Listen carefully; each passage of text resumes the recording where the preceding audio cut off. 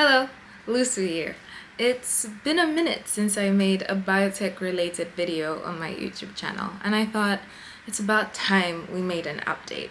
The last video I made that got about 31k views and a lot of comments, which I do appreciate, was about 4 years and some months ago.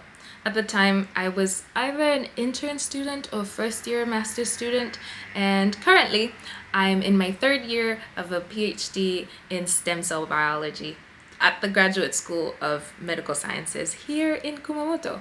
So how about I give you more concise information this time, mostly academic related and, I don't know, more scientific-y?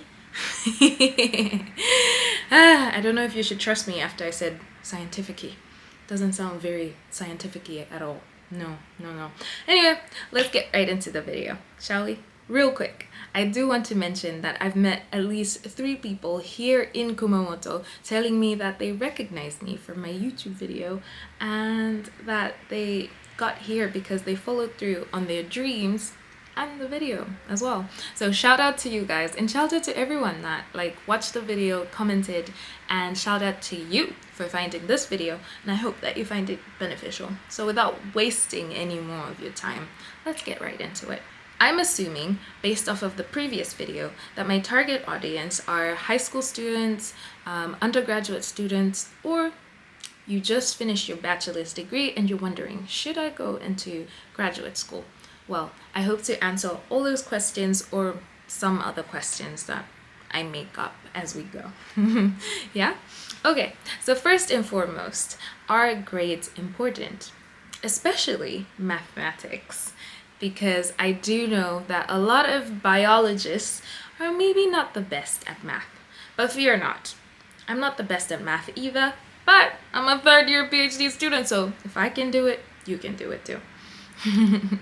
Okay, so grades are very important. The reason why I say that grades are very important is because they allow you to have options. When I say very important, I don't necessarily mean that if you have bad grades or not the most ideal grades, or if you don't have all A's, then that's the end for you. No, that is not the case. That is a total lie. If anything, they don't matter at all. But they do matter in the sense that because you have growing interests and they sway, like the waves, you're gonna wanna have more options. And by having good grades, you allow yourself the luxury of browsing through a whole range of degrees that you would like to pursue.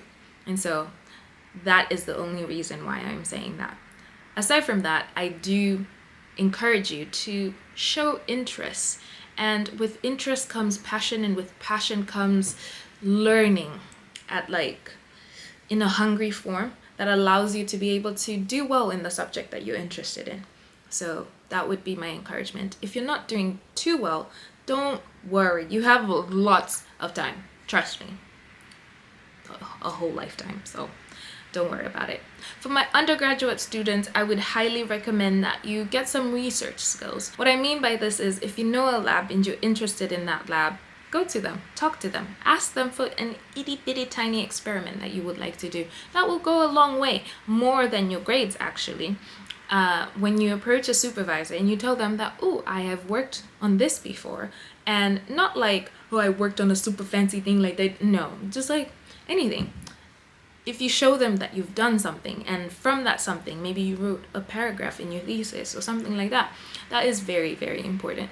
So that's my advice to you guys. I just remembered another question was like, oh, is chemistry important and all this and that.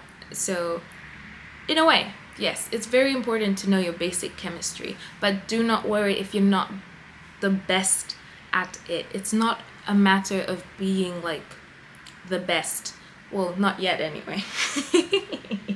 Getting the basics is very important. Just like with anything, understanding the principle behind something is what allows you to be able to move and think outside the box. So if you're able to understand the principles in chemistry of, compounds and elements and all that shabam, it will be very useful when you study something at a molecular level even, to know those principles. Do you catch my drift? Can I say that? I don't know. Anyway, is physics important? In a way, yes. Because again, your passions sway. You don't necessarily have to be perfect again at whatever you're interested in, but that basic interest, curiosity, ask questions, and then everything will follow. So do not worry about that. Okay, so let's get into it. How do I get into a master's program? How do I get into a PhD program? Maybe we should wait for the ambulance to pass by. Okay, so how do I get into a master's program slash a PhD program? Well, maximize your internship. I know that during your undergraduate, you have to do an internship. And most of the times, I remember during my time, students relied on the teachers or the lecturers to help them find an internship, which is very good, of course, especially if your university has good connections and you're able to get an internship at a very good place. But you know who has the best interest for you? Yourself. And so if you want to go and do something somewhere, go and do it. Go look for it, you know? So that is my advice. Maximize your internship, because through your internship, you're going to network with a whole bunch of people and you will be able to find some string that will help you get to wherever you need to go to next. Or sometimes it might be very difficult, but the internship skills that you gain will definitely be beneficial for you in the long run. So yeah, maximize your internship. So how can you find internships?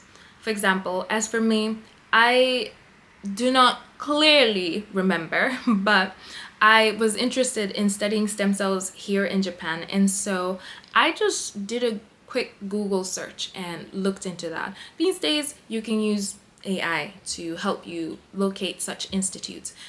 Many institutes are eager to receive students, you know?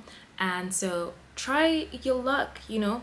Not your luck, but statistically, if you're to like throw your application out to many places, there's a chance that it might land on one or two or none. But still, try again. I'm so unserious. Either way, and it's good to start early. When I say early, I don't mean like you just got into high school and then boom, you're looking for an internship. Bumbakla, relax. No, not that early. I mean like a year in advance before your internship, so that everything can be arranged. Because if you're traveling to a new country, it means you're getting a visa, you're getting all that shabam sorted out. So that is my advice. Start a year in advance. That would be great. The best way to find out about supervisors or labs that you're interested in or anything of that sort is, especially in the medical field, is just go to PubMed, write whatever interests you have. But when I say write whatever interest you have, I mean something like transcription factors in embryonic stem cells. Boom. And then you get a whole list of papers. And then from those papers, you peruse through all the literature and find something that intrigues you. Contact the professor, and their names are, you know, there. And they have the institutes linked in the same paper. So it's easy peasy to find people these days. It's truly easy. Anyway, and then you can contact them, email them, try your luck. You're gonna get a lot of no's, but that's completely okay. It's part of the process. After all, a no is only a redirection. I need to stop. Scholarships. You can, for Japan, you have the MEX scholarship, and you have a bunch of other scholarships that you can find. I will link the pamphlet in the description below, and they update this pamphlet every year. You can peruse through the entire pamphlet to find the scholarship that is most ideal for you. And that's how I found my first scholarship, which was the Honjo International Scholarship Foundation, which I highly recommend. Very competitive, but try it out. Okay, cool. What else do I have to say? Look, Japan is a difficult place to live in. Not difficult in the sense like, you know, but just difficult because it can be isolating over here. You have to learn a new language. You do. You might not necessarily use it in school, but you will use it in life everywhere else. So please be mindful of that, you know, and please be mindful of toxic labs, you know. email the people of that lab and ask them how that lab is before you talk to the supervisor and so on and so forth. Hello, Editor Lusu here, and my cat Kocha, who's craving attention and maybe not. Anyway, that's beside the point. I did want to come in here and like chip in on whether or not you should do or pursue a biotechnology degree. Well, I cannot decide for you, that's for sure, but I can definitely give you some advice. Based off of my experience, I do think that the biotechnology degree is very well rounded. It touches almost everything. And 4 years ago, when I made the video that I did make on biotechnology, I had some points then. And looking back right now from the point that I'm at now, that I'm preparing to look for jobs, I've only got a year left of my PhD and so on and so forth. I looked back at my modules in my biotechnology degree, and I am so mind blown by like some of the stuff that I learned that, look good on my CV, yeah. And so there is that. Some courses, of course, I did not need for my PhD or my graduate school studies, but then for life after grad school, I'm looking at them and I'm like, oh wow, this is gonna come in handy. So yeah, and if you're someone that's you want to be a doctor, I don't think you should do a biotechnology degree. And what I meant by doctor, I meant like a medical doctor, like a doctor. Not that I'm saying, PhDs are not doctors, but you get my point, yeah? So yeah, if you want to do medicine, I think you should definitely just pursue a medical degree.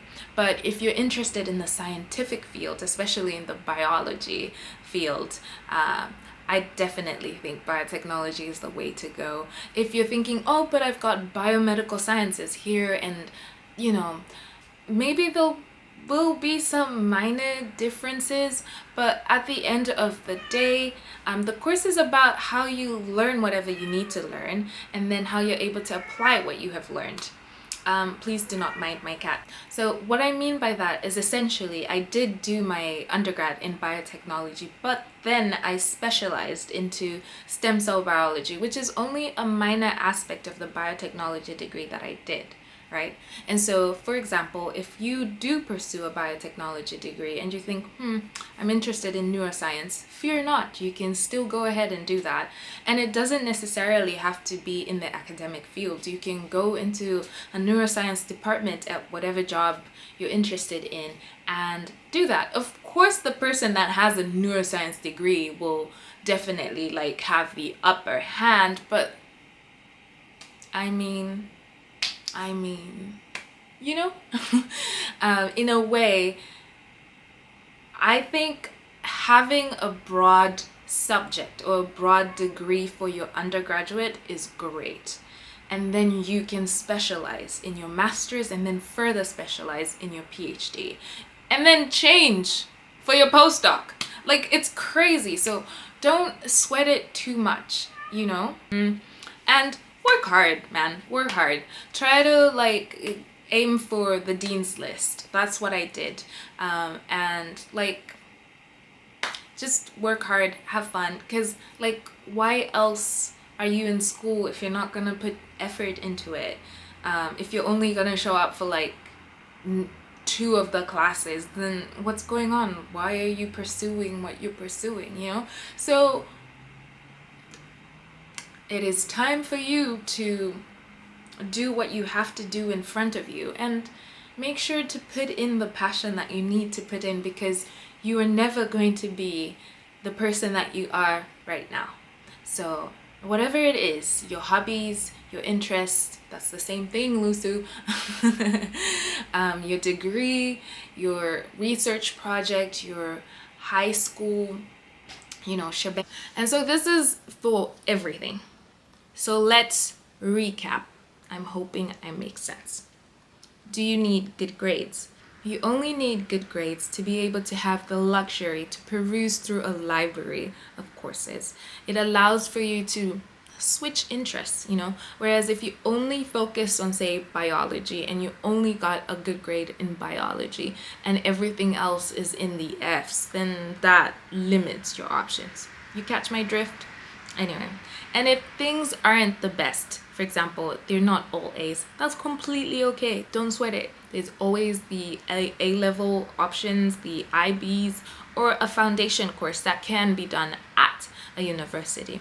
And you know what that is? More interaction with more people, which is a good networking, thing that you need, because knowing people is very good. Networking, fundamental, even in the body. That's how fundamental it is. Right to the cell. And then I highly, highly, highly recommend that you get research skills, be it in your high school or in your undergrad. And these research skills intensity will, of course, vary.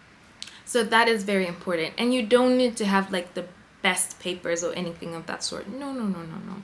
Just a little, oh, this is what I did at this lab for this long, and this is what I wrote about it, or the presentation that I gave on it, or the poster that I gave on it. And that would be great. I don't know what number we're on now, but internships are very good. Find an internship at good institutes, and these institutes can be found if you just write your research interest or research topic on PubMed or Google and look at the papers that come up. Read those papers, look at the authors of the papers that have intrigued you the most. The institutes will likely be attached, and you can always email the institute and be like, hey, do you have internships? Or you can email the supervisor directly and be like, hey, like, I'm interested in an internship. And you know what sells it better? I shouldn't say sell, but you know what's better is if you tell them that I'm interested in a master's, but before I do the master's, I want to see what your lab is like. And so I'm thinking of an internship. And so that would be definitely great. Okay, that makes sense. That makes total sense. And find a supervisor. Find a supervisor the same way you're going to be looking for internships. Search in your research topic in whatever, like on Google, PubMed, Ask AI, whatever you choose. Find the professor, email them. And you're going to get a bunch of no's. But remember, no is a redirection, and it's not the end of the world. Okay? Cool. So, best of luck, and you got this. Okay? Bye!